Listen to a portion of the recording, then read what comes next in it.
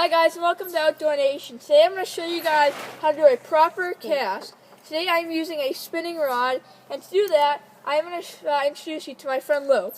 Hello. Today we are going to show you how to get the furthest cast possible.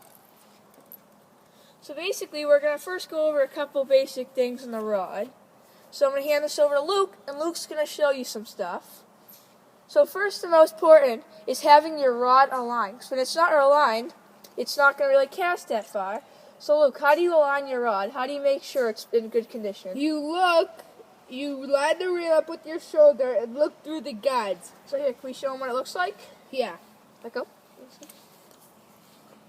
You want to almost look through all of them and make sure you can see like a scope. Okay, next. To cast, you make sure the bail is open. And you have to hold her here, and right? you have to put one finger on the line. So when you don't hold it, it'll just fall right off and nothing happens.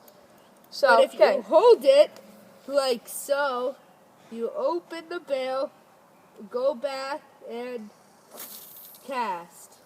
Okay, so that's what it's going to come out to the end like. So basically, when you get ready to cast, you always want to make sure, of course, no one's in the way, because that's going to hurt. If you get a hook on, we're not using a hook right now, but... Okay, so basically what Luke said is you want to take your finger, hold it steady, if not, it's just going to fall. Luke, you got to make sure my area is clean, rod's all lined, because if you come like this, it's not going to cast very well. So you put it on your shoulder, you can tell it's not aligned. Just want to make it gentle. Perfect, you can see through all of them. So what Luke said was you're going to go back, put your finger there to hold it, you're going to flip up your bail, you're going to come back like so, almost like you have a baseball bat or something. You're going to come back, it's going to do a flick of the wrist. So, and then once it's gone, you want to close your bail as soon as it hits the water, because if you don't, it's going to get a lot of slack. And you know what I like to do is after I cast it, I give it a couple just to make sure the line's taut.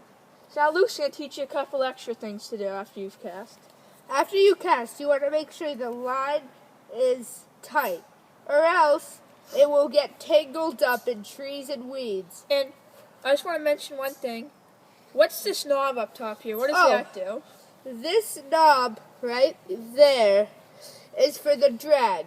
And what is your drag? The drag depends on how hard the line is to pull. Like right now the drag is really high, so you can't pull. What will happen if my drag's not?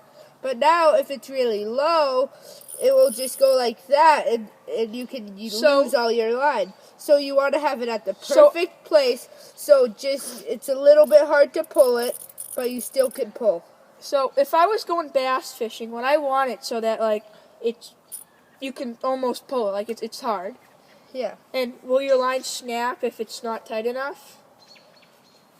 Like, will it just snap if it's too tight, your drag? Yes, if your drag is too tight and a fish is pulling, it's just going to break your line because there's no way for the line to come out. I've always wondered, I've always gotten my line right here, this little flip.